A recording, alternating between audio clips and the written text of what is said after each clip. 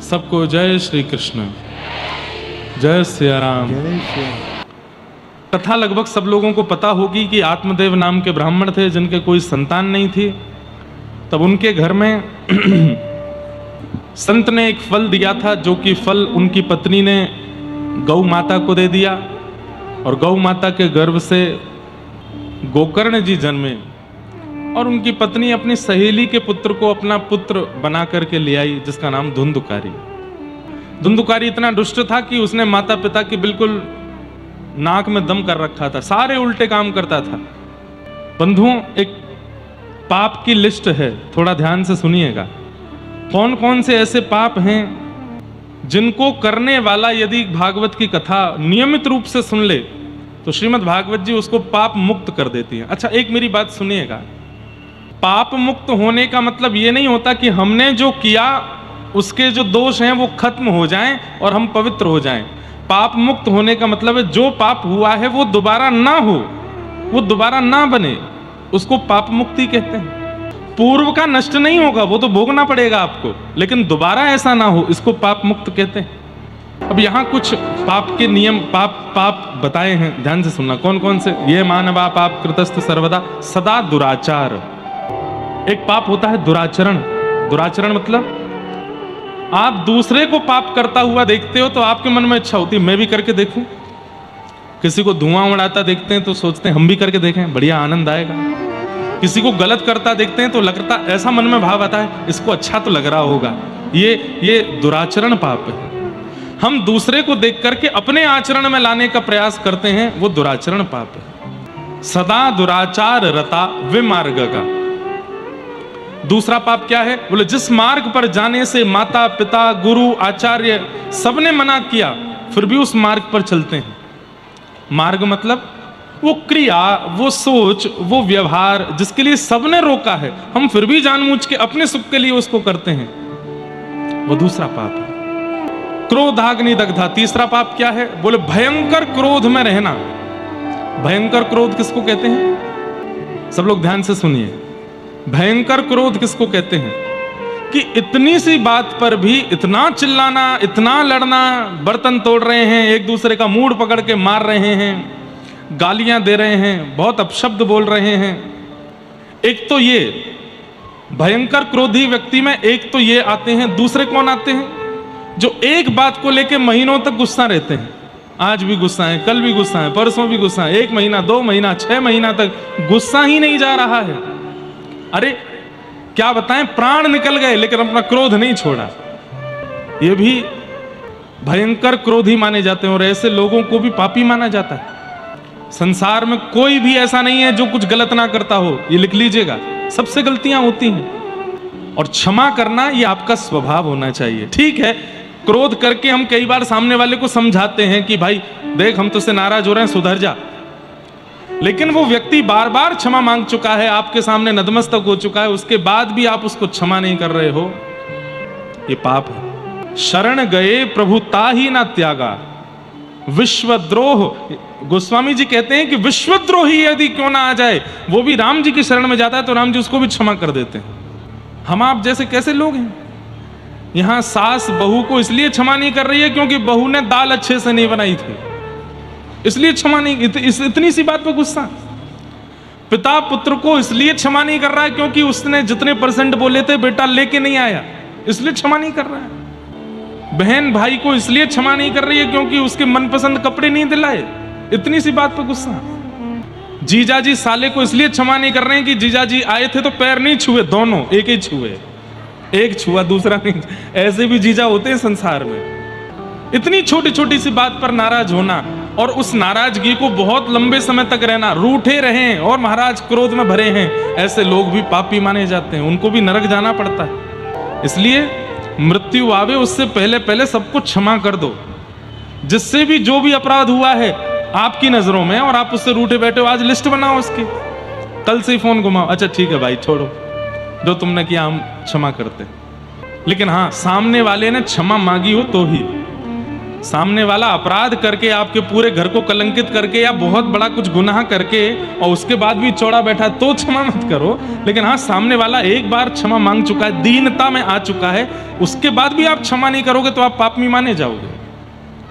अब कई लोगों के प्रश्न आएंगे, मुझे पता है, महाराज जी क्षमा मांगने के बाद भी गलती करता है, फिर क्या करें? क्षमा मांगने के बाद भी गलती करे तो अगली बार ऐसा कह करके क्षमा करो कि अगर दोबारा किया तो जीवन में बात नहीं करेंगे, और फिर भी गलती करे तो फिर मत करना। आपने अपना कर्तव्य किया, एक बार की क्षमाई पर क्षमा किया। क्रोधाग्नि दग्धा, भयंकर क्रोधी जो है उसको भी पापी माना जाता है। कुटिलश्च कामिनः, कुटिल कौन है? सामने आएंगे तो आप बहुत अच्छे हो, मैं आपका भाई हूं, मैं आपका शुभ चिंतक हूं, और जैसे ही आप चले जाओगे तो आपका काम कैसे बिगड़े उसकी पूरी योजना बनाता है। आप कैसे गिरो, आपका पतन कैसे हो, आपका नाश कैसे हो, आपके सामने आपका शुभ चिंतक बनता है और पीछे से आपकी पूरी योजना बिगाड़ने की करता है। ऐसा व्यक्ति कुटिल है, वो भी पापी है। ये बातें हम इसलिए बताते हैं कि यदि ये लक्षण वाले भी यहां बैठे हैं तो वो संभल जाएं कि नहीं, ऐसा नहीं करना है हमें, ये पाप है। कई लोग ऐसे होते हैं, वो जब मिलते हैं तो बहुत प्रेम से मिलते हैं, आपके जीवन में कष्ट आने पर सबसे पहला फोन ही उन्हीं का आता, भैया तुम बिल्कुल चिंता मत करना, हम खड़े हैं तुम्हारे साथ। और जैसे ही आप फोन रखते हैं तो वे ही 10 लोगों को खड़ा करते हैं आपके साथ बुरा व्यवहार करने के लिए, और फिर आप उन्हीं को फोन कर रहे हो, अरे भैया देखो ऐसा हो रहा है, ऐसा हो रहा है, मैं तो देख रहा था, बहुत कष्ट हो रहा है, कोई बात नहीं, सब ठीक होगा। फिर फोन रख के फिर चौथे को, अरे उसको ऐसा करो। ऐसे व्यक्ति कुटिल माने जाते हैं, और वो भी पापी। और अगले पापी बताए कामिनः। अच्छा, एक बात आपको बताऊं, शास्त्रों में ऐसी भावना है कि क्रोधी और कामी ये दोनों व्यक्ति एक ही होते हैं। अगर कोई व्यक्ति भीतर से भयंकर कामी है तो उसका क्रोध बहुत होगा, ये निश्चित है, क्योंकि काम एक ऐसी वस्तु है जिसको व्यक्ति छुपाता है। लेकिन कामी व्यक्ति में क्रोध बहुत आ जाता है तो क्रोध से पता चल जाता है कि कामी है। इसलिए यदि कोई बहुत क्रोध दिखा रहा है तो इसका मतलब भीतर ही भीतर समझ जाइए इसमें दूसरा वाला दुर्गुण भी है। लेकिन ये जितने भी पाप के स्वरूप हैं, इन सब पाप के स्वरूपों की एक ही दवाई है। क्या? अगर कोई 7 दिन बैठ करके नियमित रूप से कथा सुन ले और जो सुनी हुई बात है उसको जीवन में उतारने लग जाए तो 7 दिन की कथा उसके समस्त कल्मशों को नाश कर देते। सप्ताह यज्ञेन कलौ पुनन्ते थे। बोले सत्येन ही ना, जो बिल्कुल सत्य नहीं बोलता, बात बात पर झूठ बोलता है, हर दिन झूठ बोलता है। मैं कथाओं में कहा करता हूं कि लोग काउंटर रखते हैं हाथ में, उसमें जपते रहते हैं राधा राधा राधा राधा राधा राधा। एक काउंटर आज ही खरीदिए, लेकिन उस पर नाम मत जपिएगा। जितने भी पाप हमने बताए ये जब जब आपसे बने उसको दबाइएगा। जब झूठ बोलो तब दबाओ, किसी के साथ बुरा करो तब दबाओ, किसी पे क्रोध करो तब दबाओ। जब किसी पे क्रोध करो तो उसको 10 बार दबाना, 1 2 3 4 5 6 7 8 9 10, और महीने भर तक उसकी गिनती मत देखना। महीने भर तक रोज काउंटर हाथ में रखो, जब भी कुछ गलत करो दबाओ दबाओ दबाओ, और 1 महीना पूर्ण होने के बाद फिर देखना। संख्या देख करके रूह कांप जाएगी आपकी। सपना आने लगेगा कि नरक में मेरे लिए स्थान रखा होगा, इतने पाप मुझसे हो गए। हम मानव बड़े विचित्र हैं, अच्छे कर्मों की गिनती करते हैं, बुरे कर्मों की कोई गिनती नहीं है। इसलिए बुरे कर्मों की सारी जो नोटबुक है वो यमराज रखते हैं हमारी, क्योंकि हम नहीं लिखते। हम क्या लिखेंगे? गंगा जी कितनी बार नहाए, बद्रीनाथ कितनी बार जा चुके हैं, गिरिराज जी की हर महीना परिक्रमा लगाते हैं, राधा रमण राधा वल्लभ बिहारी जी में फूल बंगला बनवाते हैं, इतनी कथा करवा चुके हैं, इतने यज्ञ हुए हैं, शंकर जी पर हर सोमवार अभिषेक करने जाते हैं। ये सारी गिनतियां हमारी रहती हैं, लेकिन बुरे कर्मों की कोई गिनती नहीं है हमारे पास। अपनी पत्नी से लड़ते हैं, बच्चों को गालियां देते हैं, उल्टा सीधा खाते पीते हैं, पड़ोसी से चिढ़ते हैं, बुआ के, चाचा के, ताऊ के बच्चों के साथ गलत व्यवहार करते हैं, माता पिता के साथ दुर्व्यवहार करते हैं, इनकी कोई गिनती हम नहीं करते। हमारे सूरदास इतने बड़े कवि और ठाकुर जी के सामने खड़े होकर क्या कह रहे हैं? नेत्र नहीं है उनके पास। मैं गिरिराज जी की दंडवती परिक्रमा कर रहा था कुछ साल पहले, तो हमारे गिरिराज जी में 3 बाबा हैं। सब लोग इधर देखो, ध्यान से सुनो। वो एक दूसरे का हाथ पकड़ करके 3 परिक्रमा लगाते हैं। 3 परिक्रमा गिरिराज जी की पर डे लगाते हैं। मतलब 24 घंटे में से कम 18 से 20 घंटे केवल परिक्रमा चलती है। 2 घंटे में स्नान करना, सोना, खाना पीना सब कुछ। 24 घंटे हैं, उसमें से 18 से 19 घंटे परिक्रमा और 3-4 घंटे में स्नान करना, सोना, खाना सब कुछ। आज भी जब मैं दंडवती करता था तो पीछे से आ जाते थे और पीछे से मेरे चरण छूते थे। मैंने कि बाबा आप मुंह पे काय को पाप चढ़ाए करो, आप दिन भर में 3 परिक्रमा करते हैं, मतलब महीने की 90 परिक्रमा होती हैं आपकी गिरिराज जी की। आप चलते फिरते साक्षात गिरिराज जी हो, मेरे पाम काय कुछ हुए करो। तो नेत्र में आंसू भर लाते और बोलते, बंगाली थे ना, तो कहते तुम ही ब्रजवासी, तुम ब्रजवासी हो, हम पर देह हमारा ब्रज का नहीं है और तुम्हारा तो जन्म ही यही हुआ है। तुम नित्य परिकर हो ठाकुर जी के। व्रज में जो भी जन्म लेता है वो ठाकुर जी का ही सखा है, ठाकुर जी का। यत्र प्रविष्टो सकलोपि जंतु आनंद सच्चित घनताम उपैति। व्रज 84 कोष के भीतर जिसका जन्म हो जाता है वो सच्चिदानंद भगवान का ही स्वरूप है। इसलिए हम तुमको प्रणाम करते हैं। बताओ इतनी बड़ी सेवा करने वाले में कितनी दीनता। हम यहाँ महीना में 1 परिक्रमा लगा जाते हैं तो सबको बताते घूमते हैं, हर महीने गिरिराज जी जाता हूँ। धूप हो, ताप हो, बारिश हो, बादल हो, आंधी हो, तूफान हो, घर में कोई घटना हो, शादी हो, मैं गिरिराज जी नहीं छोड़ता महाराज जी, हर महीने जाता हूँ। 1 परिक्रमा का अभिमान आ जाता है। अब वो 3-3 परिक्रमा पर डे लगाने वाले क्या कह रहे हैं, हम ब्रजवासी नहीं, तुम ब्रजवासी, इसलिए तुम्हारी चरण रज अपने माथे से लगाते। ये दीनता।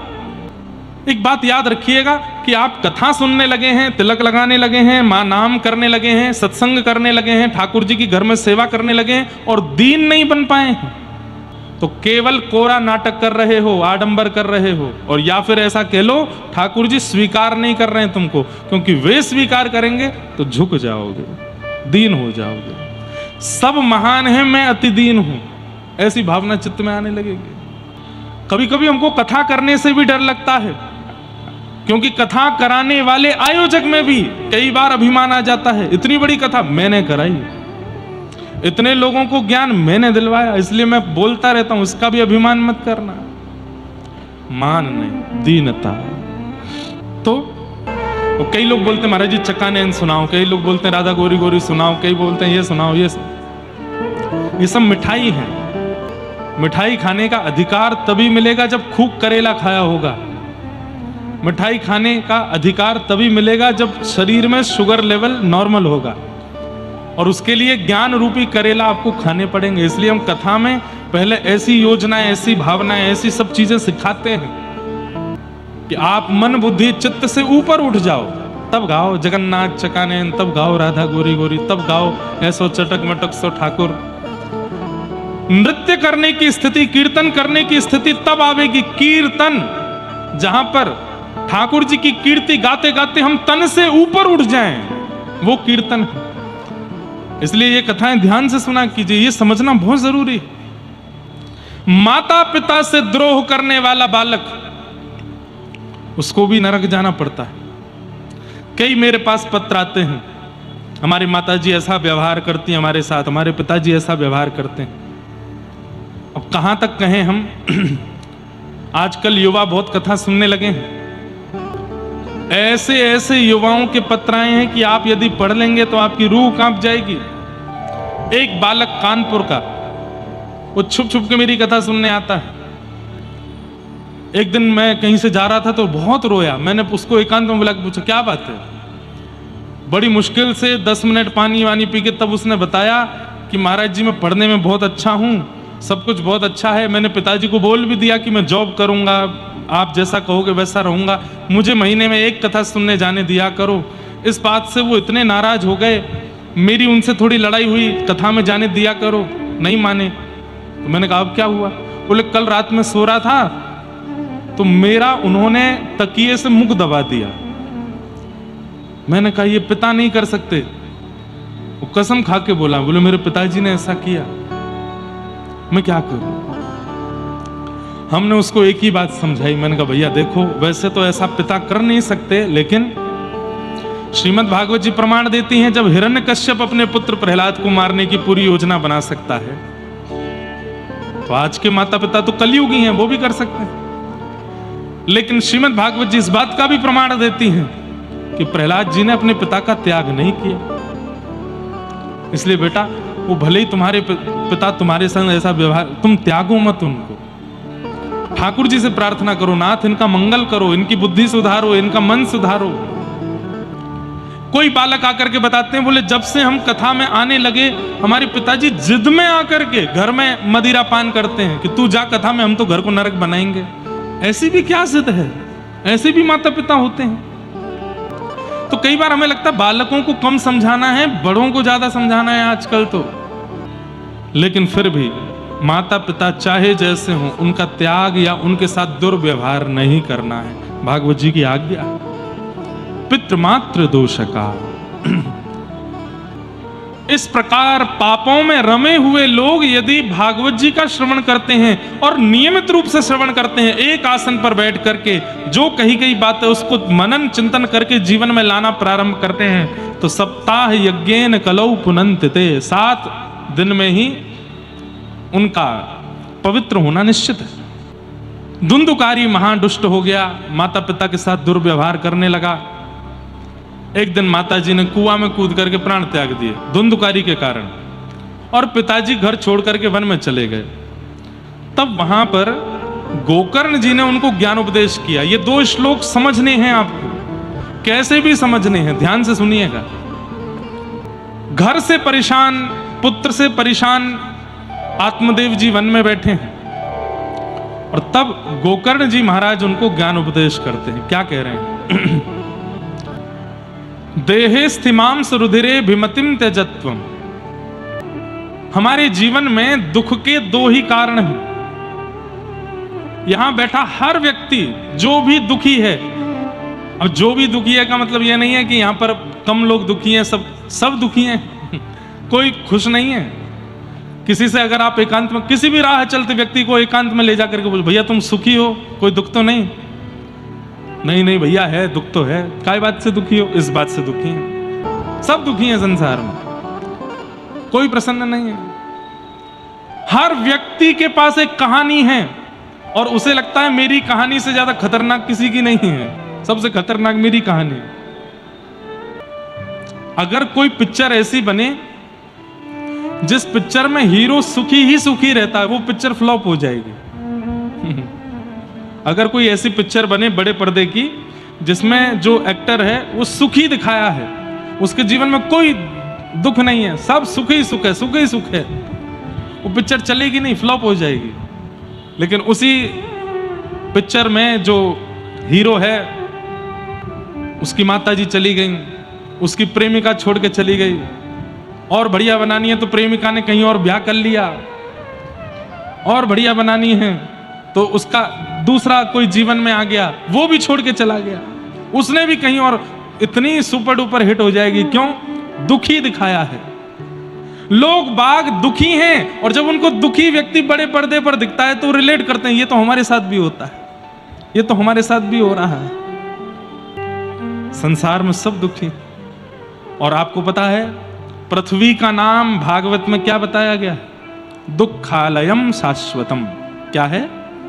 दुखालयम शाश्वतम। जैसे भोजनालय में भोजन मिलता है, पुस्तकालय में पुस्तक मिलती है, कार्यालय में कार्य किए जाते हैं, विद्यालय में विद्या अध्ययन किया जाता है, ऐसे ही दुखालय में दुख ही मिलता है। सब दुखी हैं संसार में, कोई सुखी नहीं है। ये बातें इसलिए बताई जाती हैं कि थोड़ा हंसो, क्योंकि आप अकेले दुखी नहीं हो, सब दुखी हैं यहां पे, कोई प्रसन्न नहीं है। लेकिन फिर भी कई लोगों को लगता है अरे महाराज जी मेरा दुख अभी पता नहीं है आपको, वो सुन लोगे तो आप कहोगे कि मुझसे ज्यादा दुखी कोई नहीं। कुंती महारानी श्रीमद् भागवत में भगवान से कहती हैं, कुंती कहती हैं हाथ में लग जाना, सिर में दर्द हो जाना, धन का चले जाना, पुत्र का चले जाना, पति का चले जाना, पत्नी का चले जाना, परिवार का नष्ट हो जाना, मन चाही वस्तु ना मिलना, ये विपत्तियां नहीं हैं। तो फिर विपत्ति क्या है?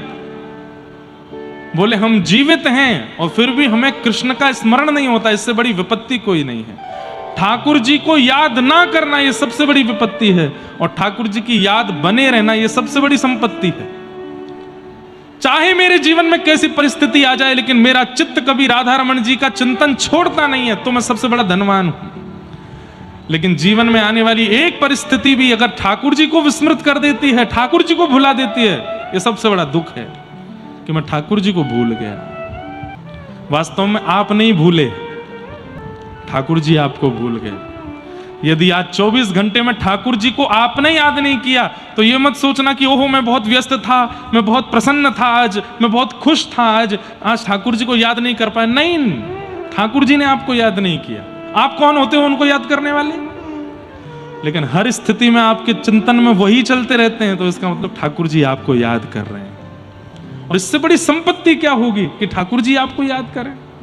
तो मतलब डेफिनेशन सीधी है, आप ठाकुर जी को याद नहीं करते हैं, आप ठाकुर जी को नहीं भूलते हैं। जिस दिन ठाकुर जी की याद आवे, सोचो ठाकुर जी आपको याद कर रहे हैं, और जिस दिन ठाकुर जी की याद ना आवे, समझो ठाकुर जी आपको भूल गए। ये सोचा कीजिए। हमारे जीवन में दुख के दो ही कारण हैं, ध्यान से सुनिएगा। सब लोग इधर देखिए, बहुत ध्यान से सुनिए। और एक बात बताएं, कथा ना मौन रह करके सुना कीजिए। केवल कीर्तन और भजन गाने के अधिकार, अगल बगल वाले से ना बात करनी है, कोई आके कुछ बोले तो इशारा करो, बोलो नहीं, मौन रह के कथा सुनो। मौन से मनन बनता है, चिंतन। हम कथा से 1 घंटा पहले 1 घंटा बाद मौन रहते हैं, कुछ नहीं बोलते। और कहीं कहीं कथा होती है वहां तो पूरे दिन मौन। अभी मुक्तिनाथ में भी मौन था, मैं केवल कथा में बोलते थे, या कोई वैष्णव भक्त मिल जाए, संत मिल जाए, उनसे बोलते थे, बाकी मौन। मौन से बहुत विचार शुद्ध होते हैं, इसलिए मौन रह के कथा सुनो और ध्यान से सुनो। हमारे जीवन में दुख के 2 ही कारण हैं, पहला अहमता और दूसरा ममता। अहमता किसमें होती है, या अहमता का मतलब क्या होता है? मैं कुछ हूं, ये मानना, ये अहमत्व है। मैं आगरा का बहुत बड़ा सेठ हूं, मेरा इतने करोड़ का टर्नओवर है, मेरी पत्नी इतनी अच्छी है, मेरे बच्चे इतने अच्छे हैं, मेरा इतना बड़ा घर है, मैं बहुत बुद्धिमान हूं। अपने लिए बार बार सोचना कि मैं कुछ हूं, यह अहमत्व है। मैं कुछ भी नहीं हूं, सदा यही सोचो। अहमत्व कष्ट का पहला कारण, और कष्ट का दूसरा कारण क्या है? ममत्व। मेरी बेटी, मेरा बेटा, मेरा घर, मेरी मकान, मेरी गाड़ी, मेरा ये, मेरा वो। अहमत्व खुद पर होता है और ममत्व अपनों पर होता है, और ये 2 ही दुख के कारण है। तीसरा दुख का कारण हो नहीं सकता। वो व्यक्ति सदा सुखी जिसमें ना तो अहमत्व है और ना ममत्व है। एक दिन करके देख लो, एक दिन के लिए अहमत्व और ममत्व दोनों से ऊपर उठ जाइए। अहमत्व मतलब अपने आप को कुछ मत मानना, और ममत्व मतलब अपना कुछ मत मानना। उस दिन आप सबसे ज्यादा सुखी रहोगे, सबसे ज्यादा प्रसन्न रहोगे, आपसे ज्यादा खुश कोई नहीं होगा। और वही बात यहां पर गोकर्ण जी समझा रहे हैं। देहे स्थिमाम सरुधिरे भिमतिम त्यजत्वम। पिताजी, दुख का पहला कारण अहमत्व। अपने देह में, ये देह काय का बना है? मांस, रक्त, रुधिर, नस और ये त्वचा, इसका बना हुआ ये देह है। इसमें कोई ममता मत करो। अपने ऊपर अभिमान करने का अधिकार आपको तभी है कि ये देह आपकी मानता हो। आज अपने देह को बोल के देखिए, ए भाई, तू 28 साल का हो गया, तूने जब कहा तेरे को पेठा खिलाया, गुलाब जामुन खिलाया, झालमुड़ी खिलाई, और बताओ क्या खिलाया? छोले भटूरे खिलाए, और क्या खिलाया? छोले कुलचे खिलाए। मथुरा में क्या मिलता है? कचौड़ी खिलाई, और बेड़ई खिलाई, आलू की सब्जी खिलाई। तेरे को इतना कुछ खिलाया। तूने जो ब्रांड के कपड़े बोले वो तेरे को पहनाए, तूने जो ब्रांड के शूज बोले वो तेरे को पहनाए, तूने जैसी घड़ी बोली वो पहनाए, कान में कुंडल, नाक में क्या पहनते हैं वो नथनी, गले में हार। मतलब अपने देह से बात करना एक बार, जैसा तूने चाहा, बल्कि तेरी उम्मीदों से ज्यादा तुझको मैंने दिया। 28 साल हो गए, आज मेरी बात मानेगा क्या? चल अब तू पतला होना शुरू हो जा, मेरी बात मान ले। तेरी हमने 28 साल मानी, तू एक बार नहीं मानेगा मेरी? चल अब एक काम कर। बोले क्या? बाल सफेद नहीं होने चाहिए, एक भी बाल सफेद मत करियो, मानेगा? अच्छा चल एक बात मान ले, बोले क्या, ये मुख पर झुर्रियां नहीं आनी चाहिए, मैं भले ही 40 का हो जाऊंगा फिर 50 का हूंगा, बूढ़ा नहीं होना। देख तेरे मैंने कितना माना ना तुझको, तू मानेगा ना मेरी बात, शरीर मानेगा आपकी। तो फिर शरीर पर अभिमान कैसा जो आपके ही कंट्रोल में नहीं है, जो आपके ही वश में नहीं है। मोटिवेशन के लिए जाते हैं लोग, मेडिटेशन के लिए जाते हैं लोग, बड़े बड़े कैंप शिविरों में जाते हैं, क्यों? अपने मन को समझाने के लिए, अपनी बुद्धि को अपने कंट्रोल में करने के लिए, लेकिन फिर भी वश में नहीं रहता। जो आपके वश में नहीं है उस पर कभी अभिमान होगा आपको? कभी नहीं हो सकता। घर में लोग पेट रखते हैं, बिल्ली रखते हैं, कई लोग कुत्ता भी रखते हैं, वैसे मनाही है शास्त्रों में नहीं रखना चाहिए, लेकिन फिर भी रखते हैं। उसको आप घर में तभी रखोगे जब वो आपकी माने। ए चलो खड़े होके दिखाओ, वो खड़ा हो जाए। ए चलो बैठ जाओ, चलो चलो चलो अपने कमरे में जाओ। लेकिन वो आपकी मानता ही नहीं है। घर पे आने वाले हर अतिथि को खा जाता है, आपके रसोई में जाके सब फैला जाता है, आपकी एक नहीं सुन, क्या करोगे? उसको निकाल दोगे घर से। लेकिन ऐसे ही एक पेट को हमने रखा है जो हमारी बिल्कुल नहीं मानता। हमारा खुद का शरीर, ये बूढ़ा भी होगा, मोटा भी होगा, शुगर भी बढ़ेगी, कोलेस्ट्रॉल भी बढ़ेगा, बाल भी सफेद कर लेगा, झुर्रियां भी, आपको एक दिन स्वरूप से कुरूप बना देगा, लेकिन फिर भी हम इस पर अभिमान ही किए रहते हैं। ये सबसे बड़ा ज्ञान है हमारा। जिस दिन आपने समझ लिया ये बात कि ये अपनी करने वाला है, मेरी बिल्कुल सुनने वाला नहीं है, तो मैं इस पर अभिमान क्यों करूं? आपसे बड़ा सुखी कोई नहीं होगा। अहमत्व दुख का पहला कारण। कई लोग समझ गए बात को, कई लोग कह रहे हैं बात तो बढ़िया कर रहे हैं, का खुद का भी तो शरीर है, ये अपने शरीर के लिए भी तो करते ही होंगे। करते हैं, हम भी करते हैं, जितना आवश्यक है सब करते हैं। लेकिन हम सत्य बताएं, कोई प्रशंसा के भाव से नहीं बता रहे। हमको कोई आगे कुछ पहना जाए तो हम पहन लेते हैं, हमको कोई आगे कुछ दे जाए तो दे रख लेते हैं। कोई ऐसी अपनी इच्छा कुछ नहीं रह गई है, कुछ भी नहीं। और ये भागवत जी की कृपा है कि अपनी इच्छा कुछ भी है ही नहीं, जैसे जो मिल जाता उसमें प्रसन्न है। ठाकुर जी 10 साल पहले कथा करवाने शुरू किए, कोई सुनता नहीं था तब भी कथा करते थे। आज इतने लोग सुनते हैं तो भी कर रहे हैं, आगामी 10 साल बाद फिर कोई नहीं सुनेगा तब भी करेंगे। लेकिन उसमें कोई अहमत्व ममत्व नहीं। और ये हम स्वयं को ही सुनाते हैं कथा, अपने आप को ही बता रहे हैं कथा। तो पहला दुख का कारण क्या है? अहमत्व। अहमत्व शरीर में होता है। और दूसरा दुख का कारण है ममत्व। इस शरीर के जितनी संबंध हैं उन सब में ममत्व होता है। पत्नी में, बच्चों में, गाड़ी में, घोड़े में, घर में, दरबार में, धन में, धान्य में, सब चीजों में। जब अपना ही शरीर हमारा नहीं है तो फिर ये अपने जो बोलने वाले लोग हैं ये अपने कैसे हो सकते हैं? एक बार किसी घर में किसी की मृत्यु हो गई, पूरा घर रो रहा था। बच्चे रो रहे थे, पिताजी चले गए, पत्नी रो रही थी, पति चले गए, माता पिता रो रहे थे, बेटा चला गया, भाई रो रहे थे, हमारा भाई चला गया, मित्र रो रहे थे, हमारा यार चला गया। एक संत आए, संत ने आकर के बोला, ध्यान से सुनना, देखो अहमत्व और ममत्व ये निकलने वाला नहीं है। ध्यान से सुनना, ये निकलने वाला नहीं है हमारे जीवन से, पर कई बार नॉलेज होना जरूरी है, पता होना जरूरी है। कब निकल जाए कुछ कह नहीं सकते। ठाकुर जी की कृपा होगी तो निकल भी सकता है, इसलिए सुन लीजिए।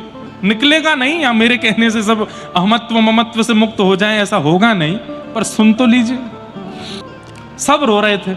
एक साधु गए, ए बालक तुम क्यों रो रहे हो? बोले मेरे पिताजी चले गए। कहां चले गए? बोले भगवान के पास चले। तुम रो क्यों रहे हो? बोले मैं उनके बिना रह नहीं पा रहा। तो साधु ने अपने झोले में से जहर निकाल के, तुम भी खा लो, तुम भी चले जाओ उनके पास। बालक बोला कैसी बात करते हो? बोले तुम इतना रो रहे हो, इतना तुम व्याकुल हो रहे हो, लो खा लो। अरे नहीं वो वाली बात नहीं है, हमको ये नहीं। तो क्यों तुम रो रहे हो तो तुम भी चले? नहीं जाएंगे। इसका मतलब क्या? ये जितने अपने हैं ना, अपने अपने अपने अपने बोलने वाले, एक भी अपना साथ नहीं जाएगा। अकेले जला के आ जाएंगे आपको शमशान में, रोएंगे, बेहोश हो जाएंगे, रो रो करके बेहाल हो जाएंगे, लेकिन आपके साथ जाएंगे नहीं। जाओ अकेले। तो फिर ऐसों से प्रीति कैसी? जा प्रियतम सो प्रीति घनेरी। अरे महाराज, यदि रास्ते में कोई जानवर मर गया हो तो आप बगल से निकल सकते हो, लेकिन कोई मानव मर गया हो रास्ता घूम के जाते हैं। क्यों? कहीं हमारे ऊपर चिपट नहीं जाए। जीत की तो मृत्यु के बाद भी डर लगता है उससे। कभी कभी मैं सोचता हूं, क्या केवल मानवों की आत्मा भटकती है? जानवरों की भी भटकती होगी, लेकिन उनसे डर नहीं लगता हमको। मानवों से ही क्यों लगता है? अरे अनजान मानव से तो लगता ही है। घर का व्यक्ति, अपना व्यक्ति भी यदि चला जाए तो पूरा घर रोता है, लेकिन उसके जाने के 5 दिन बाद यदि वो यमराज जी से कहे, देखो मेरी पत्नी कितना रो रही है, मेरे बच्चे रो रो के बेहाल हो रहे हैं, 1 सेकंड के लिए मुझे जाने दो इनके पास, और यमराज जी मानो आज्ञा दे दें, चल ठीक है जा। घर पे आया, बेल बजाई, बच्चे निकल के आए, और जैसे ही द्वार खोला, एक तो वहीं बेहोश हो गया और 2 डर के भागे, मम्मी बचाओ, भूत भूत भूत। अरे नहीं बेटा, मैं तेरा पापा। नहीं नहीं नहीं, भागो, भूत पिशाच निकट नहीं आवे, महावीर जब नाम सुना। आप तो चले गए थे। ये बातें यहां से नीचे नहीं कर सकते, यही कर सकते। क्यों? यहां से नीचे तो व्यवहार चलता है ना, यहां नहीं चलता। वास्तविकता यही है कि जिसके लिए हम इतना रो रहे हैं, जिससे हम इतना प्रेम मानते हैं, जिसको तुम अपना अपना कहे घूमते हो, वो ही डरते हैं आपसे मृत्यु के बाद। घर में यदि फोटो लगी हो जिनके प्राण चले गए हैं, वो किसी दिन आप भोजन कर रहे हो, आपने उनकी ओर देखा और वो अपने आंख मटका रहे हैं ऐसे, तो क्या होगा? इनकी फोटो भीतर रखो, आंख घुमाते हैं, कुछ तो गड़बड़ है। कैसे अपने सारे अपने?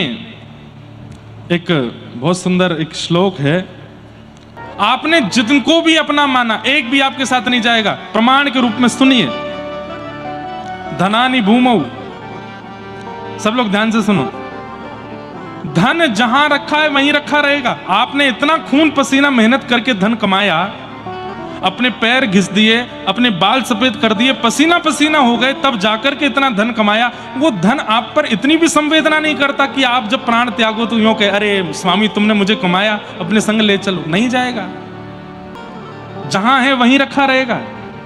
धनानि भूमौ पशवश्य गौष्ठ, इतनी महंगी गाड़ियां लेकर के आए, नारियल फोड़ करके उस पर क्या स्वस्तिक बना करके, मुहूर्त दिखवा करके, उसके लिए गराज बनवाया घर में। उन गाड़ियों को सोचना चाहिए, स्वामी जा रहा है, हम भी इसके साथ चले जाए। नहीं जाएंगी, खड़ी रहेंगी चुपचाप, मेंटेनेंस लेती रहेंगी अपना।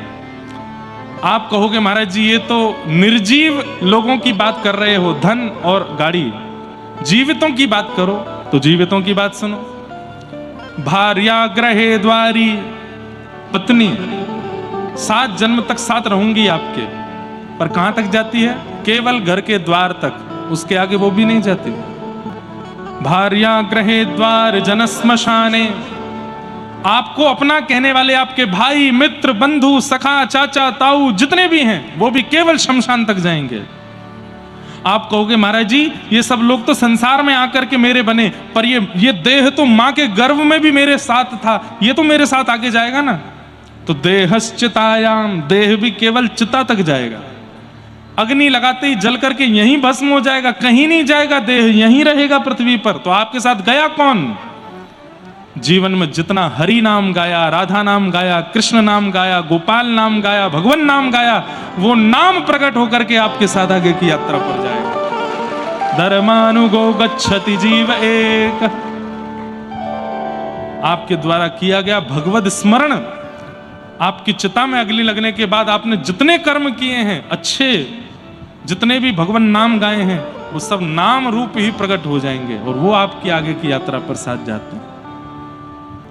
सीधी बात, अंत में साथ क्या जाता है? हमारे कर्म जाते हैं। बुरे किए होंगे तो बुरे जाएंगे, अच्छे किए होंगे तो अच्छे जाएंगे। पर अच्छे बुरे कर्मों से भी ऊपर उठ करके बात है, इधर देखो, यहां देखो, यहां देखो, यहां देखो। तो ये 2 चीजें जिनके जीवन में वो महादुखी हैं, अहमता और ममता। अब बात आए अगर हम सार्वजनिक रूप से करें तो हम लोगों जितने भी यहां बैठे हैं, हम सब में अहमता ममता है। बस किसी में बहुत ज्यादा है, किसी में थोड़ी कम है, और जिसमें कम है वो थोड़ा सा जो है ठीक है, और जिसमें बहुत ज्यादा वो नेक में दुखी हो जाता है। इसी बात से दुखी हैं। किस बात से? हम सोफे पर नहीं बैठे हैं और नीचे बैठ के कथा सुन रहे हैं, इसी बात से दुखी हैं। किस बात से दुखी हैं? वो हमारा पड़ोसी वो कूलर के आगे बैठा है, हम यहां बैठे हैं, इसी बात से दुखी हैं। तो दुख का कारण अहमता। अब यहां पर भी तो अहमत्व ही है कि मैं सोफे पर बैठूं। सोफे पर बैठने की इच्छा आत्मा की नहीं है, देह की। शरीर अभिमानी है, इसीलिए तो उसको सोफा चाहिए, इसीलिए उसको कूलर चाहिए, इसीलिए उसको ऐसा चाहिए वैसा चाहिए। तो पूर्ण रूपेण खत्म तो नहीं हो सकते, लेकिन मंद तो कर सकते हैं, थोड़े इनको सूक्ष्म तो कर सकते हैं। तो अहमत्व और ममत्व, इन दोनों के विषय में कैसे घटे अहमत्व और ममत्व? तो गिनती कीजिएगा कितने कितने कारण बताए हैं अहमत्व और ममत्व को विश्राम देने के। अहमत्व और ममत्व इन दोनों की स्थिति घटेगी कैसे? तब कहते हैं सबसे पहली बात बोले धर्मम भजस्व, धर्म को भजो। धर्म को भजो मतलब आचार्य जो कहते हैं, गुरुजन जो कहते हैं, शास्त्र जो कहते हैं, परिवार जो कहता है, माता पिता जो कहते हैं, उसका पालन ज्यादा से ज्यादा करने का प्रयास करो। यही धर्मम भजस्व है, पहली बात। दूसरा, त्यज लोक धर्मान, लोक धर्म में ज्यादा मत रहो। लोक धर्म किसको कहते हैं? इनको रिझाना, उनको मनाना, उससे बात करना बहुत जरूरी है। क्यों? बोले उससे मेरा काम बनेगा। घर पे आ रहे हैं, इनका सत्कार ऐसे ऐसे करना पड़ेगा। क्यों? बोले वो मेरा ये काम बनवाएंगे। स्वार्थ से किसी के प्रति संबंध बनाना, ये लोक धर्म है, इससे बचो। ज्यादा स्वार्थ में जीवन में मत रहिए। ठीक है, 4 रोटी कम खा लेंगे, लेकिन भाई स्वार्थ में किसी से प्रेम नहीं है तो फिर काहे को जाएं उसके पास? जबरदस्ती हजूरी कर रहे हैं, क्यों? इससे हमारा काम बनेगा। कई बार बोल दिया जाता, वो अंकल आ रहे हैं, उनके ना लेट के पांव छूना, बच्चों को समझा देते हैं। क्यों? खुश हो जाएंगे। उससे क्या होगा? पिताजी 1100 का लिफाफा लाए होंगे, 2100 का देके जाएंगे। तुमको देखेंगे ना लेट के प्रणाम कर रहे हो। ये लोक धर्म है। ये बहुत लोगों को रिझाना, अपनी ओर आकर्षित करना, उनको बटरिंग करना, ये सब लोक धर्म में आता है। इससे बचो। ये ज्यादा बनावटी बनने की आवश्यकता नहीं है। धर्मम भजस्व त्यजलोक धर्मान। और तीसरा, साधु पुरुषों की सेवा कैसे करो? सेवा तो बहुत करते हैं, लेकिन एक चीज भूल जाते हैं, सेवस्य साधु पुरुषाम जहि काम तृष्णाम। काम और तृष्णा का त्याग करके उनकी सेवा करो। कोई कामना से किसी महाराज जी को प्रणाम मत करो। महाराज जी को प्रणाम करो, बच्चों पेपर अच्छे मार्क्स आएंगे। अब बच्चे लगे हैं महाराज जी को प्रणाम करने। कोई बात नहीं, एक रात नहीं पढ़ेंगे तो भी अच्छा, महाराज जी को प्रणाम तो किया है, पेपर तो अच्छा जाएगा। ऐसा नहीं होता। किसी कामना से किसी साधु पुरुष की सेवा मत करो। और तृष्णा रहित होकर के, इच्छा विमुक्त होकर के साधु पुरुषों की सेवा करो। सेवस्य साधु पुरुषाम जहि काम तृष्णाम। और अंतिम लक्षण बताया, अन्यस्य दोष गुण चिंतनमाशु मुक्त्वा। 5वां लक्षण, दूसरे में दोष गुण देखना बंद कर दो। इसमें ये कमी है, इसमें ये कमी है। मैं कथाओं में कहा करता हूं, हमारी नेत्र इतने ज्यादा परफेक्ट हैं, इतने बढ़िया डिजाइन किए हैं भगवान ने, दोष चुटकियों में देख लेते हैं, गुण नहीं देख पाते। कहीं भी चले जाओ आप, कहीं भी, और छोड़ो, हमसे ही मिलने आ जाना। हमसे मिल जाने के बाद जब अपने 4 दोस्तों को लेके आना, ठीक है, हमसे मिलने की प्रैक्टिकल बता रहे हैं, और हमको मिल करके उनको भी मिलवा के जैसे ही लेते हैं। परिवार के लोग अपने बेटे के लिए लड़की देखने जाएं तो लड़की देखते ही, लड़की वालों से मिलते जैसे ही गाड़ी में बैठते हैं, माता पिता पीछे वाली सीट पर, बुआ फूफा, जैसे ही लड़की के घर से निकलते हैं तो आगे से पिताजी सबसे पहले पूछें, हाँ भाई क्या रही? तो फिर बगल से माताजी बोलती हैं, बाकी सब तो ठीक है, लड़की के पाम बहुत बड़े हैं। दोष कितनी जल्दी देख लेते हैं। बुआ जी बोले, अरे नहीं नहीं, तुमने कान नहीं देखे उसके, कान भी ऐसे ही थे। फूफा जी बोलेंगे, वो सब तो ठीक है, समोसा बढ़िया था। पिताजी बोलेंगे, नहीं नहीं, चाय भी बढ़िया थी। उस व्यक्ति में गुण नहीं दिखा है। फिर अंत में जाकर के कहते, ठीक है, अच्छा है, गुण तो मिल ही गए हैं कुंडली में, हमको भले ही नहीं दिखे हो, कुंडली में तो दिख रहे हैं, कर दो ब्याह। मतलब मैं ये बात क्यों बता रहा हूं कि हम लोगों की दृष्टि में दोष बहुत जल्दी दिख जाता है, गुण नहीं दिखता। लेकिन आप जब कंठी पहनने लग जाते हैं, एकादशी करने लग जाते हैं, कथाएं सुनने लग जाते हैं, शास्त्राज्ञा गुरु आज्ञा के प्रति पालन करने लग जाते हैं, भक्ति मार्ग भक्ति पथ को स्वीकार कर लेते हैं, फिर क्या होता है? होता नहीं है, ये लक्षण है, सबके नहीं होता, पर किसी किसी का ऐसा हो जाता, उसको गुण ही गुण दिखते हैं। किसी व्यक्ति की लाख बुराइयां की गई हों, लेकिन वो सामने आके खड़ा हो जाए तो हम लोग क्या कहते हैं, भाई तूने उसकी इतनी बुराई की लेकिन मुझे तो उसमें ये अच्छाई दिखी। सब में अच्छाई दिखने लग जाना, सब में गुण दिखने लग जाना, यह भी भक्ति का स्वरूप है। अहमता और ममता से बचना चाहते हैं तो यह भी एक 5वां लक्षण है, दूसरे में दोष देखना बंद कर दो। और फिर अंतिम लक्षण क्या है? बोले सेवा कथा रसम हो नित्य राम पिबत्वम। ठाकुर जी की सेवा करो और कथा का नित्य पान करो, नित्य सेवन करो, नित्य कथाएं श्रवण करने लग जाओ। अहमत्व और ममत्व दोनों को बैलेंस करने के लिए ये 6 लक्षण हैं हमारे जीवन में आने चाहिए। इस प्रकार श्री गोकर्ण जी महाराज अपने पिताजी को ज्ञान उपदेश करते हैं। इस प्रकार महात्मा का प्रथम सर्ग और द्वितीय सर्ग पूर्ण हुए। अब हम भागवत जी के प्रथम स्कंद में प्रवेश करते हैं। भागवत जी में 3 बार सत्य की वंदना है, प्रारंभ में, मध्य में और अंत में। प्रारंभ में सत्यम परम धीमहि, मध्य में सत्यात्मकम त्वाम शरणम प्रपन्नाः और अंत में भी सत्यम परम धीमहि। 3 बार सत्य को वंदन किया गया है। सत्य कौन है? जिसका कभी अंत ना होता हो उसको सत्य कहते हैं। जो हमेशा अपनी सत्ता में रहता है उसको सत्य कहते हैं। ना मैं सत्य हूं, ना आप सत्य हो, ना ये पंडाल सत्य है, ना ये संसार सत्य है, ना दिखने वाली कोई भी वस्तु सत्य नहीं है। ठाकुर जी सत्य हमेशा थे, हमेशा हैं, हमेशा रहेंगे, वही सत्य है। पर यहां सत्य के साथ एक उपसर्ग लगाया गया, क्या? परम सत्य। तो परम सत्य क्या है? तो आचार्य चरण कहते हैं कि ठाकुर जी सत्य हैं और भगवान का नाम परम सत्य है। नाम परम सत्य है। नाम परम सत्य क्यों है? भगवान बाद में आते हैं, नाम पहले आ जाता है। कल की अवतार अभी तक हुआ नहीं, लेकिन नाम पहले ही आ गया है। ऐसे ही कृष्णा अवतार जब हुआ तब हुआ, उससे पहले घोषणा पूरे विश्व में हो चुकी थी कि भगवान का द्वापर में अवतार होने वाला है। बोले कौन सा? कृष्णा अवतार। त्रेता में राम अवतार होगा बाद में, लेकिन पहले ही घोषणा हो चुकी है। कौन? रामावतार। नाम ठाकुर जी से भी ज्यादा बलवान है। क्यों? पहले आ जाता है और ठाकुर जी चले जाते हैं, पर नाम सदा रहता है। दूसरी बात, ठाकुर जी चले जाते हैं पर नाम रहता है, और वही नाम भक्तों के चित्त में जिह्वा पर सदा रमे रमे रमे रमे एक दिन दोबारा उनको प्रकट कर देता है। इस कलिकाल में कितनी बार ठाकुर जी प्रकट हो चुके हैं। मीराबाई के लिए प्रकट हुए, सक्कूबाई के लिए प्रकट हुए, कबीरदास के लिए प्रकट हुए, सहजोबाई के लिए प्रकट हुए। कितनी बार ठाकुर जी प्रकट हो चुके हैं। नरसिंह मेहता के लिए प्रकट हुए। एक बहुत सुंदर प्रसंग नरसिंह मेहता का याद आया, सुनाऊं? नरसिंह मेहता का नाम सुना है? नरसिंह मेहता गाते हैं, रास का पद गा रहे हैं। स्वयं महादेव लेकर के गए हैं नरसिंह मेहता को रास के अंदर। कैसे? नरसिंह मेहता जी का जब जन्म हुआ तो बोलते नहीं थे, बोलते नहीं थे। इनके माता पिता छोटी अवस्था में ही चले गए, अपनी दादी के साथ रहते थे। और नरसिंह मेहता के एक बड़े भैया थे जो इनसे इतने बड़े थे कि उनका ब्याह भी हो चुका था। भैया तो अच्छे थे, लेकिन भाभी को नरसिंह बिल्कुल भाते नहीं थे। बोले सास ससुर चले गए, मेरे पास इसको छोड़ के चले गए, देवर नरसिंह मेहता।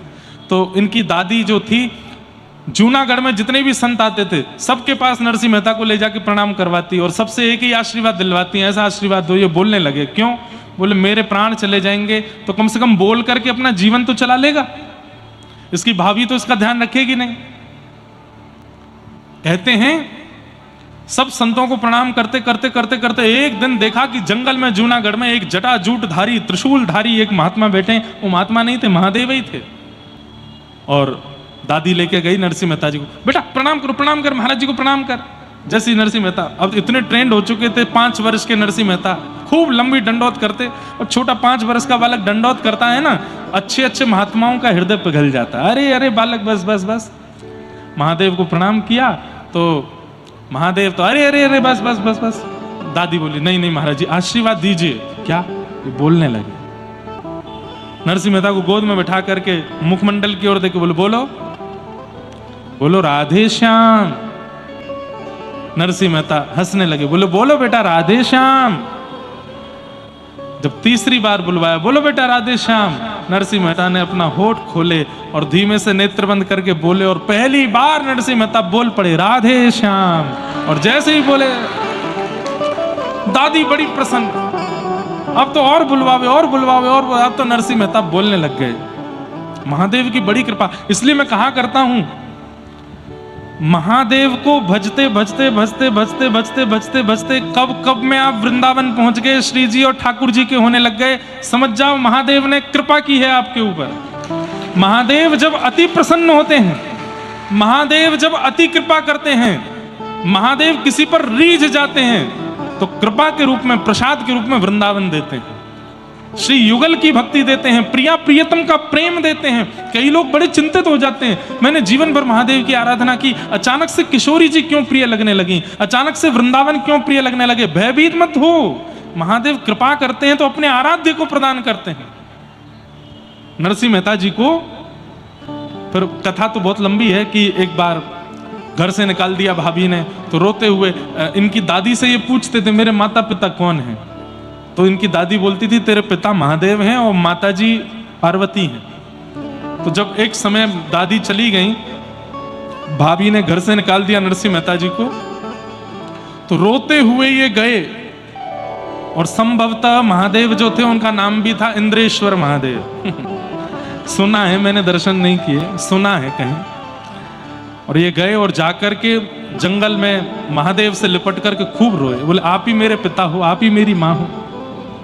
नरसिंह मेहता जी का चरित्र बहुत सुंदर है। मैंने अभी कुछ दिन पहले अफ्रीका में, केनिया में कथा थी, वहां कहा था, सुनिएगा, बहुत अच्छा चरित्र। तो आज भी ठाकुर जी आए।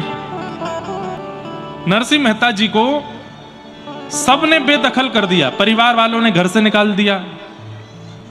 एक समय आया, ये भी नागर ब्राह्मण थे, संभवतः हमारे मंदिर के जो मुख्य अधिकारी हैं वो भी नागर हैं।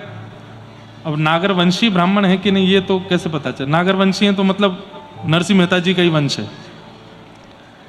तो इनको नागर वंशियों ने भी निकाल दिया। सब लोग इधर देखो, सब ने अपने जगह से निकाल दिया। पत्नी ने एक दिन बोला, बोले आपको तो परिवार वालों में ने भी निकाल दिया, गांव वालों में ने भी निकाल दिया, अब तो आपके ब्राह्मण वंश के लोगों ने भी आपको निकाल दिया। तो नरसिंह मेहता बोलते बढ़िया है, परिवार वालों ने निकाल दिया, उसका भार खत्म हुआ। गांव वालों ने निकाल दिया तो गांव का लोक व्यवहार खत्म हुआ। एक बस ये जाति का बोझ और था मेरे ऊपर, इससे भी निकल गया, मैं तो मुक्त हो गया हूं, अब अकेला ठाकुर जी का भजन करूंगा, ऐसे नरसिंह मेहता। तो सबने निकाल दिया। भगवान ने एक दिन, द्वारिकाधीश ने अक्रूर जी को सेठ जी का रूप बना करके भेजा और कहा नरसिंह मेहता का बढ़िया भवन बनवा के आओ। तो एक साहूकार दानी सेठ बन करके श्री अक्रूर जी महाराज आए और वहां ढूंढने लगे किसको दान करें, किसको दान करें। नरसिंह मेहता के पास गए, बोले हम दान करना चाहते हैं। तो नरसिंह मेहता बोले हमें कुछ नहीं चाहिए, बोले कुछ तो ले लीजिए। तो नरसिंह मेहता बोले द्वारिका जाने आने वाले संतों के लिए कोई निवास की व्यवस्था नहीं है जूनागढ़ में, आप चाहो तो एक संत निवास बनवा दो। कहा था संत निवास, अक्रूर जी ने महल बना के दिया। बोले इसमें एक कमरा में आप रहिए पत्नी के साथ, बाकी के सारे कमरे संतों के लिए रख देना। कहते हैं 16-17 सूरदास रहते थे बिना आंख वाले नरसिंह मेहता जी के साथ में, उनको अपने घर में ही रखते थे। तो एक बार की बात, नरसिंह मेहता जी के बड़े भैया वो इनके पास आए और आकर के बोले अब तो तुम्हारा, अच्छा आए क्यों थे, क्योंकि पता चला नरसिंह मेहता का बहुत बड़ा घर बन गया है। अच्छे संपत्ति घर बन जाता है ना तो रूठे हुए भी मान जाते हैं, सब लौट लौट के आते हैं। तो आए, आकर के बोले नरसिंह कल पिताजी का श्राद्ध है, घर आ जाना। नरसिंह जी बोले हाँ भैया जरूर आऊंगा। हाँ वैसे तो हम दोनों की बातचीत नहीं होती, लेकिन पिता का श्राद्ध तो एक साथ करेंगे। हाँ हाँ भैया मैं आ जाऊंगा। नरसिंह मेहता जी को अच्छा लगा कि परिवार के लोग दोबारा बुला रहे हैं। लेकिन नरसिंह जी बोले भैया श्राद्ध का समय क्या है? बोले सुबह सुबह आ जाना, श्राद्ध होगा फिर ब्राह्मण भोज होगा। तो नरसिंह मेहता बोले भैया एक दिक्कत है। बोले क्या? मैंने इतनी सेवा अपनी विस्तार कर ली है, सुबह उठ के मुझे सेवा पूजा करने में बहुत समय लग जाता है, तो मैं दोपहर से पहले तो नहीं आ पाऊंगा। ठाकुर जी की सेवा करूंगा, भोग बनाऊंगा, फिर मेरे यहाँ ये 16 सूरदास रहते हैं, इनको पवाऊंगा। सब लोग इधर देखना, ध्यान से सुनना।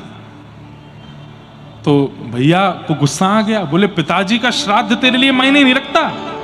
ये तालकूटा, उनको तालकूटा बोलते थे, मंजीरा बजा के कीर्तन करते हैं ना, ये तालकूटे का पूरे दिन बैठ करके हरी हरी हरी हरी गाता रहता है। क्या कर दिया उस हरी ने? अरे पिताजी का श्राद्ध है, इतनी तो शर्म कर, कल मत करियो भजन, कल मत करियो सेवा। नरसिंह मेहता बोले भैया आप लोग तो कभी भी मुझे अपना लेते हो, छोड़ देते हो, लेकिन ये हरि ही हैं जो सदा मेरे संग रहते हैं, इनको कैसे छोड़ूंगा? ये हरि ही हैं, मुझे कभी छोड़ के नहीं जाते। मैं जिस दिन खाक था उस तब भी मेरे पास थे, आज महल बना दिया तो भी मेरे पास है, इनको कैसे छोड़ूं? तो फिर भैया बोल के गए, तो फिर एक काम कर, बोले क्या? आना ही मत तू, पिताजी का श्राद्ध मैं अकेले करूंगा, बिल्कुल मत आना। नरसिंह मेहता कुछ नहीं बोले, शांत बैठे रहे। पत्नी बोली अब क्या? बोले अब क्या? वो भी पुत्र हैं, मैं भी पुत्र हूं, वो अपने तरह से श्राद्ध कर लेंगे पिताजी का, मैं अपने घर में कर लूंगा, पिता तो हम दोनों के हैं। पत्नी बोली वो सब तो ठीक है, ये तो बाहर के लोगों को दिखता है कि हम महल में रहते हैं, लेकिन दाम पानी तो कुछ है नहीं।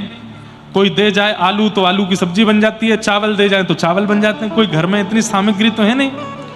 और श्राद्ध के लिए तो ब्राह्मण भोजन कराना पड़ता है, ब्राह्मण भोजन के लिए राशन होना चाहिए, वो कैसे होगा? तो नरसिंह मेहता बोले पास में एक सेठ जी हैं, वो मेरा कीर्तन बहुत पसंद करते हैं, उनसे उधार मांग लाऊंगा और धीरे धीरे चुकाते रहेंगे उनका, कल पिताजी श्राद्ध कर देंगे। बोले ठीक है। पत्नी बोली जाते जाते ब्राह्मणों को निमंत्रण तो दे जाना। बोले ठीक है। अब नरसिंह मेहता गए ब्राह्मणों के पास, तो ब्राह्मणों से जाके बोले, तो ब्राह्मण बोले तुमको तो हमने वंश से निकाल दिया, अब तुम्हारे यहाँ श्राद्ध खाने कोई नहीं आएगा। तो नरसिंह मेहता चरणों में गिर गए, बोले मेरे यहाँ कभी मत आइएगा, पर मेरे पिताजी का श्राद्ध है इसलिए आ जाना। तो आधे ब्राह्मण बोले हम तो तुम्हारे भैया के यहाँ न्योते पर जाएंगे, तुम्हारे यहाँ नहीं आ पाएंगे। आधे बोले हम आ जाएंगे, लेकिन हम सबको बुलाना पड़ेगा। कितने हैं? 2-2.5 हजार हैं। नरसिंह मेहता बोले इतनी व्यवस्था कहां से करूंगा मैं? बोले नहीं नहीं, हम 2-2.5 हजार ही आएंगे। तो नरसिंह मेहता बोले ठीक है, आप आ जाना, मैं कुछ ना कुछ व्यवस्था कर लूंगा। सेठ जी से ज्यादा पैसा मांग लेंगे। 2-2.5 हजार ब्राह्मणों को न्योता दे दिया और नरसिंह मेहता पहुंचे सेठ जी के पास। सेठ जी बड़े प्रसन्न, अरे आओ आओ, आपका कीर्तन मुझे बहुत अच्छा लगता है, आप जब कीर्तन करते हैं तो मैं मेरे नेत्रों से आंसू नहीं रुकते। कई सेठ बड़े उदार मना होते हैं, सत्संग प्रेमी होते हैं। सेठ जी बोले कहिए कैसे आए? बोले कल मेरे पिताजी का श्राद्ध है, आप थोड़ी सी सेवा उधार में दे दीजिए, मैं भरता रहूंगा धीरे धीरे। सेठ जी बोले कितना चाहिए? तो उस समय जितना भी रकम हो मांगी उन्होंने। सेठ जी ने दुगनी दे दी। बोले रख लीजिए। बोले नहीं इतनी मत दीजिए, मैं कैसे चुकाऊंगा? बोले आपको अभी चुकाना है। बोले अभी कैसे चुकाऊंगा? बोले बस यहाँ बैठ के कीर्तन सुना दीजिए मुझे, मैं कीर्तन सुन के प्रसन्न हो जाऊंगा, फिर ये लौटाने की जरूरत नहीं है, आप तो इसके बदले कीर्तन सुना जाओ। तो नरसिंह मेहता बोले ठीक है, मैं कीर्तन सुना देता हूँ। और नरसिंह मेहता गाने लगे। लेकिन नरसिंह मेहता का कोई समय नहीं होता था, नेत्र बंद करके गाना प्रारंभ करते थे और गाते गाते गाते गाते गाते कितने घंटे निकल गए कुछ पता नहीं। और सुनने वाले भी ऐसे ही होते थे। तो नरसिंह मेहता गाने लगे और सेठ जी भी आंख बंद करके सुन रहे हैं। गाते गाते पूरी रात निकल गई, दिन हो गया और दिन भी निकलने लगा। रुक्मणी जी थोड़ी देर द्वारिका संभालो, मैं अभी आता हूं। कहां गए? तुरंत महाराज ऊंची धोती पहन के स्वाफा बांध करके बिल्कुल नरसिंह मेहता जैसा स्वरूप धारण करके द्वारिकाधीश जूनागढ़ पहुंच गए। और नरसिंह मेहता का रूप धारण करके सब्जी मंडी से सब्जियां आदि लेकर के घर पहुंचे। पत्नी ने आते, अरे कहाँ रह गए थे, मैं कब से? अरे देवी मैं क्या बताऊं, बस अब बाद में बताऊंगा सब बात, मैं लाया हूं सब्जी आदि सब लगाओ सेवा में, ब्राह्मण देवता सब आ रहे होंगे। 16 सूरदासों को लगाया सब्जी काटने पे, उनकी आंखें ही नहीं है। ठाकुर जी ने धीमे धीमे अपने कहीं ना किसी को उंगली छुपा दी, किसी को कुछ छुपा दिया। उनको वैसे दुनिया नहीं दिख रही है, लेकिन सब्जी बढ़िया दिख रही है, सब काट रहे हैं, एक संग लग रहे हैं। और महाराज नरसिंह मेहता जी की पत्नी कह रही है आज इन लोगों को क्या हो गया, ये एक साथ सब सब्जियां काट रहे हैं, सब्जियां अमनियां कर रहे हैं। और वैसे काटना शब्द रसोई में प्रयोग नहीं करते ठाकुर जी के में, अमनिया, सब्जी अमनिया कर रहे हैं। और महाराज ठाकुर जी सिर पर बांध के स्वापी और कढ़ाई लेकर के छौंक लगा रहे हैं, हाथ में लेकर के बढ़िया चला रहे हैं। पत्नी से कह रहे हैं जल्दी जल्दी रोटी बनाओ और पूड़ी बनाओ। और वो सेक सेक करके पूड़ियाँ दे रही है। ठाकुर जी एक तरफ सब्जी बना रहे हैं, दूसरी तरफ छन्नी से निकालते हैं, पूड़ियाँ निकाल निकाल के धरते हैं। बीच बीच में पसीना पहुँचते हैं। बोले आए तो नहीं ब्राह्मण? बोले आ रहे हैं। सौभाग्यशाली नरसिंह मेहता पिता के श्राद्ध में ठाकुर जी भोग बना रहे हैं, ठाकुर जी प्रसादी बना रहे हैं। और नरसिंह मेहता का बोले वहां पे कीर्तन कर रहा है सेठ जी के यहाँ बैठ के। सेठ जी भी रो रहे हैं, नरसिंह मेहता भी रो रहे हैं। 12 घंटे से अधिक हो गए कीर्तन करते करते, और ठाकुर जी यहाँ सेवा कर रहे हैं। इतने में ही महाराज वो 2-2.5 हजार ब्राह्मण चिड़े तो बैठे थे नरसिंह मेहता से, तो थे तो वो 2-2.5 हजार, लेकिन उन्होंने नरसिंह मेहता का अपमान करने के लिए अपने रिश्तेदार नातेदार और बुला लिए, तो वो हो गए थे 3-4 हजार। सबरे आए, और आए इसी भाव से थे कि ये खिला नहीं पाएगा तो इसका अपमान करके जाएंगे हम। सब लोग आ गए। ठाकुर जी ने जैसे ही आते देखे, पत्नी से अरे जाओ जाओ जाओ, सबके चरण धो करके सबका स्वागत करना है। एक एक ब्राह्मण का चरण धो रहे हैं ठाकुर जी अपने हाथ से। और भाग्यशाली तो नरसिंह मेहता की पत्नी है, जो आज भगवान के बाम अंग में खड़ी है। और जैसे एक पत्नी पति के साथ सारे कार्यों में हाथ बटाती है, ऐसे पति के रूप में साक्षात ठाकुर जी के संग हाथ बटा रही है। एक एक ब्राह्मण का स्वागत किया, सबको चौकी पर बैठाया, सबके लिए पत्तल ठाकुर जी परोस रहे हैं, अपने हाथ से लेकर के सब्जी प्रसाद लेकर के आमे, खीर प्रसाद लेकर के आमे, पूड़ी प्रसाद लेके आमे, सबको पवा रहे हैं। ब्राह्मण बोले प्रसादी तो इसने बना दी, लेकिन दक्षिणा क्या देगा? ये 3-4 हजार आए हैं हम, और जैसी दक्षिणा नहीं दे पाएगा फिर इसका अपमान करेंगे हम। ब्राह्मणों ने सबने इशारे में कर लिया, भाई 4 पूड़ी की जगह हो 8 खाना, इसका भंडार खत्म करना है हमें, ताकि कैसे भी इसका अपमान करें। वो अपमान करने ही आए थे। लेकिन ठाकुर जी जब साक्षात जहां अन्नपूर्णा बैठ जाती है वहां अन्न नहीं घटता, अन्नपूर्णा के पति बैठ जाएं वहां अन्न कैसे घट सकता है? अब तो महाराज पूड़ी पे पूड़ी आती जा रही हैं, सब्जियां बन रही हैं, खीर बन रही हैं, और चकाचक पा रहे हैं सब ब्राह्मण। अब तो स्थिति हो गई, एक दूसरे को देखें, बोले 8 की जगह 10 खा गए, पर ये तो लाए जा रहा है, खत्म ही नहीं हो रहा है, क्या करें? बोले कोई बात नहीं, भोजन विश्राम करो, दक्षिणा की बारी है। दक्षिणा नहीं दे पाएगा। अरे 4 हजार हैं हम, कहां से देगा दक्षिणा? पत्नी भीतर ले गई ठाकुर जी को, नरसिंह मेहता है वो, तो सुनो भोजन तो पवा दिया, दक्षिणा के बिना तो भोजन होता नहीं। दक्षिणा? बोले अरे सेठ जी ने बहुत दक्षिणा दी है मुझको। बोले कहाँ है? बोले वो रखी। तो महाराज जितने ब्राह्मण आए थे सबके लिए पोटलियां बनी थी, और प्रत्येक पोटली में 12-12 सोने की मोहर। खोल करके पत्नी को दिखाया, बोले देखो इतना सोना, ये ले तो आए, चुकाओगे कैसे? बोले करेंगे कुछ ना कुछ, द्वारिकाधीश सब मंगल करेंगे, तुम काय को चिंता करती हो? चलो। अब तो महाराज जामे, एक एक ब्राह्मण को धोती कपड़ा और ऊपर वो पोटली रखें। ब्राह्मण देवता ऐसे देखें, कपड़ा तो बढ़िया वाला है, धोती बढ़िया वाली, पोटली में क्या? पोटली जैसे ही खोलें 2-3 तो मूर्छित हो गए। जीवन में कभी 12 सोने की मोहर नहीं देखी थी। श्राद्ध में सबसे बड़ी दक्षिणा मिलती थी नरसिंह मेहता जी के भैया के यहाँ, और वो कितनी होती थी? 1.5 रुपया। कितनी? ये सबसे बड़ी दक्षिणा थी उस समय पर। उसके लिए मारा मारी चलती थी कि नरसिंह मेहता जी के बड़े भैया जब श्राद्ध में बुलाएंगे तो हम खाने जाएंगे। क्यों? 1.5 रुपया मिलेगा। 12 सोने की मोहर देख करके ब्राह्मण तो गिर पड़े।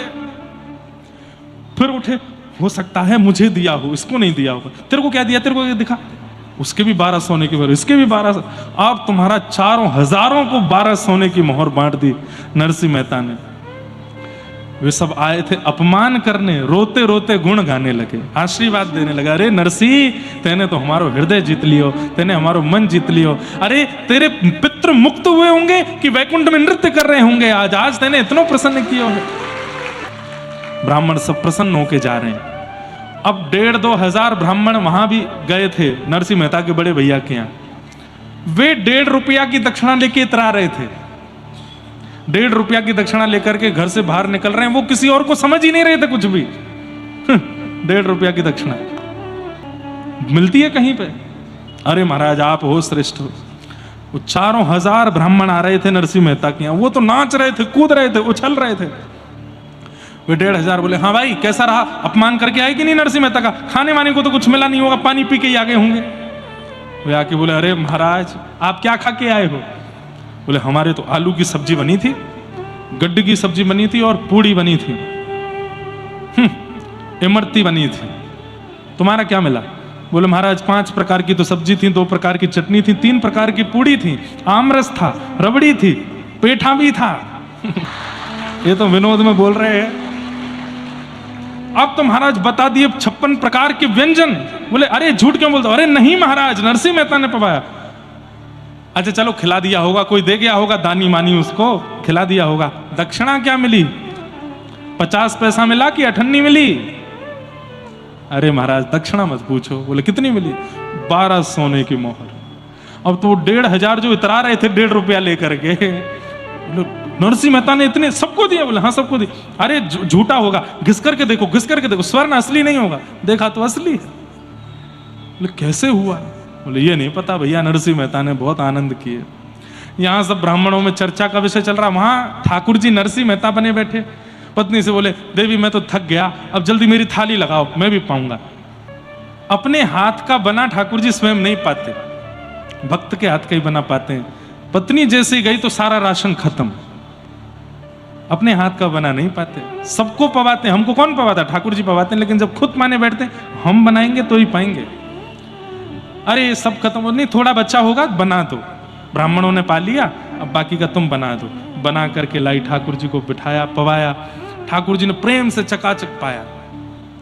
प्रसाद पाने के बाद पत्नी का स्वरूप है कि वो पति की थाली में ही पाती है। तो नरसिंह मेहता को बोली पूरा नहीं छोड़ी, थोड़ा छोड़ दीजिए, मैं भी तो पाऊंगी। हाँ तुम पा लेना। और नरसिंह जी बोले ठाकुर जी चलो देवी तुम पाओ, मैं स्नान करके आता हूँ, हाँ संध्या वंदन करके आता हूँ, अभी आता हूँ। उठ के गए ठाकुर जी सीधे द्वारिका, और द्वारिकाधीश जाकर के वहीं खड़े हो गए। अब ठाकुर जी बोले नरसिंह कहाँ है? आंख बंद करके देखा तो नरसिंह जी अभी भी करताल लिए गा रहे, कीर्तन चल रहा है। सेठ जी रो रहे हैं सामने, नरसिंह मेहता। भगवान बोले इसका क्या करूं मैं?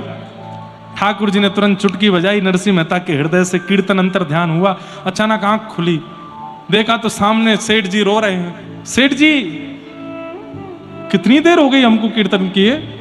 बोले पता नहीं, मैं तो भाव निमग्न था। किसी से पूछा, बोले अभी 18 घंटे हो गए लगभग। हैं? बोले कल शाम को शुरू किया है, आज दोपहर हो गई, शाम होने वाली है।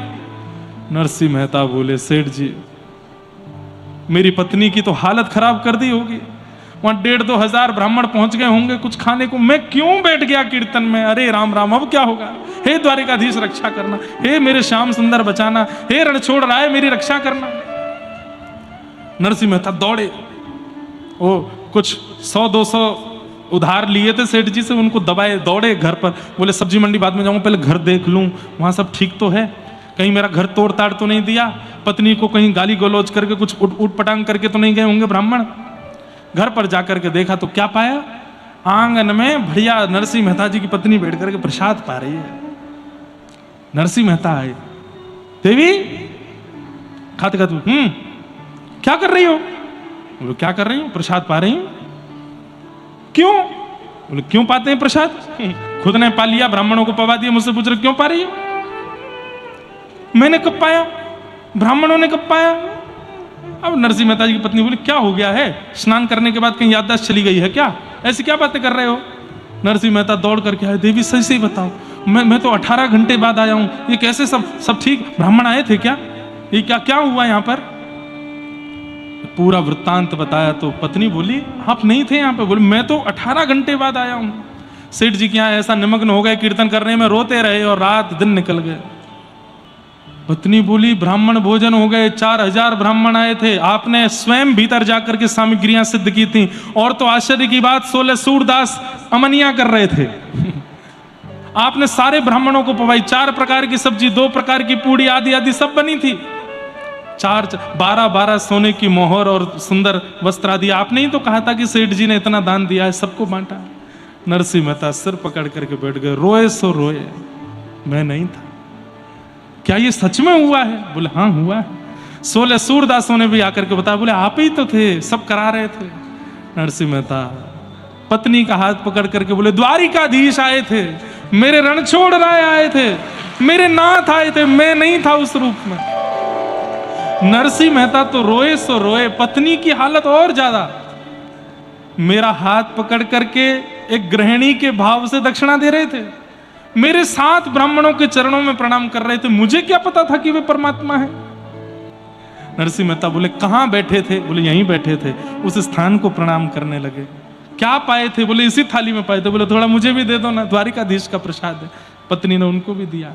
और क्या क्या किया, वो सारी सामग्रियां देख करके नरसिंह मेहता खूब रोए। आज भी इस व्रजमंडल में कई बार ठाकुर जी कितने भक्तों पर कृपा करने आज भी आते हैं और उस कृपा का अनुभव होता है। तो भगवान को बुलाता कौन है? नाम। ठाकुर जी का ही नाम उनको बुलाता है, इसलिए नाम ठाकुर जी से भी ज्यादा श्रेष्ठ है। परम सत्य भगवान के नाम को हम प्रणाम करते। सब लोग ध्यान से सुनिए, थोड़ी देर विराज हो, पीछे जो खड़े हो गए बैठ जाओ।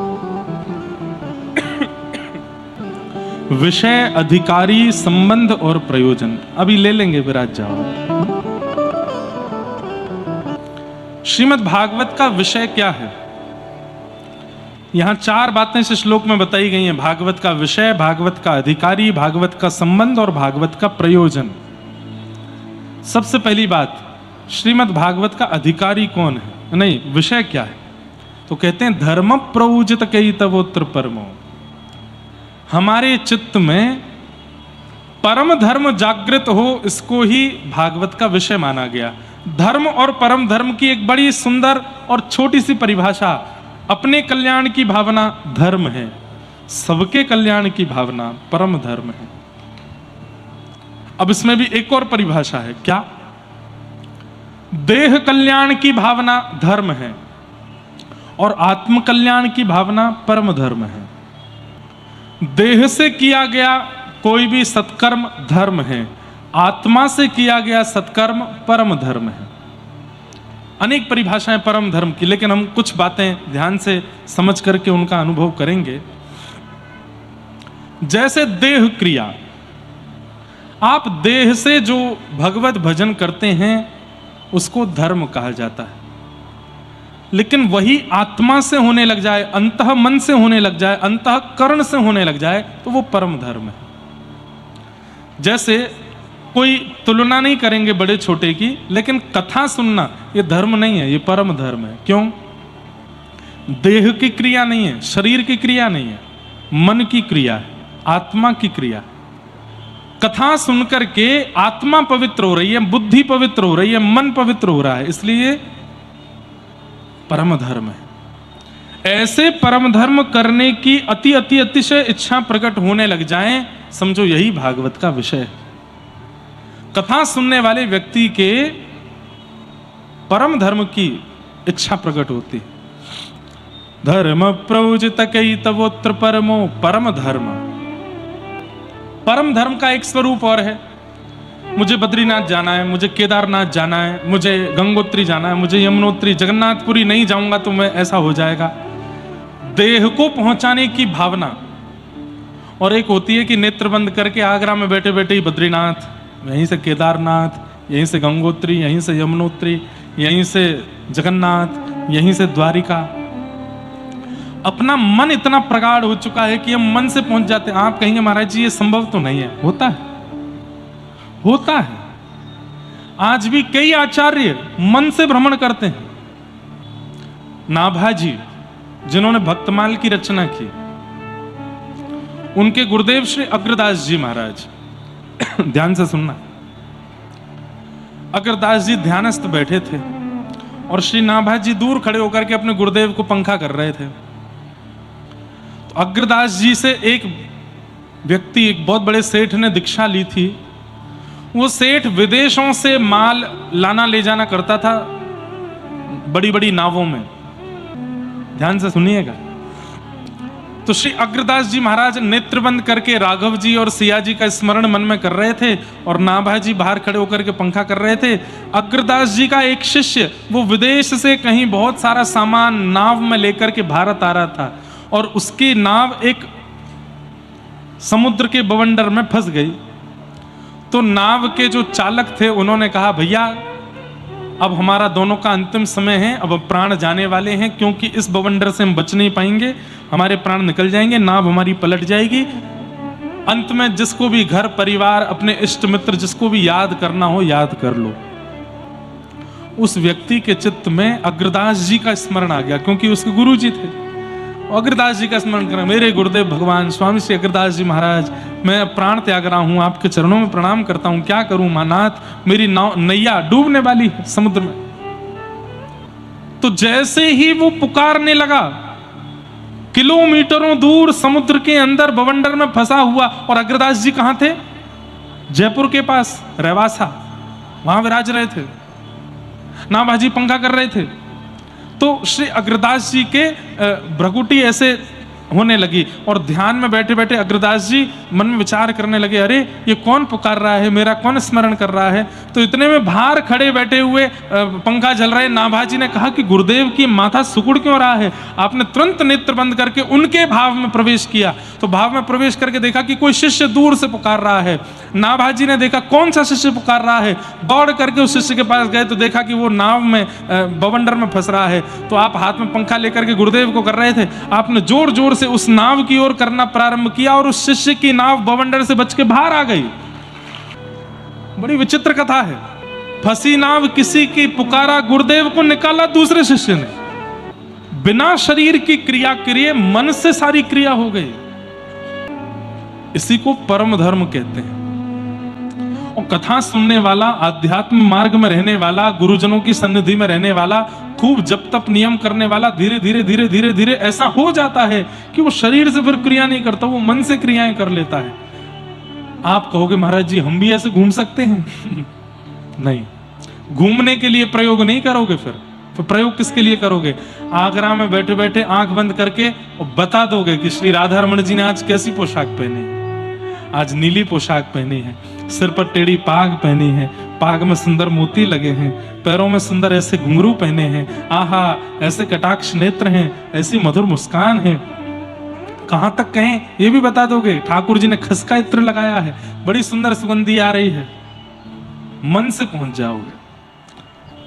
आज भी ऐसे महापुरुष हैं, नाम नहीं बोलूंगा नहीं तो भीड़ लग जाएगी वहां पे। आज भी ऐसे महापुरुष हैं जो अपनी मानसी में जाते हैं, और मानसी में जाते ही उनको अनुभव होने लगता है ठाकुर जी की मधुर भाव का। वृंदावन के एक महापुरुष, उनका नित्य नियम है, शाम 6:30-7 बजे के बीच में वो मानसी में जाते हैं। चाहे दुनिया में कुछ हो जाए, उतनी देर वो आंख बंद कर ही लेते हैं, और नेत्र बंद करके अपने मन में सुंदर निकुंज में श्री प्रिया प्रियतम के साथ लीला करते। 1 घंटे तक उनके तन को कोई छेड़ नहीं सकता। कई बार देखा गया कि भयंकर गर्मी में उनको सौल उलानी पड़ती है, क्योंकि मानसी में वो किसी शिशिर ऋतु का स्मरण कर रहे थे।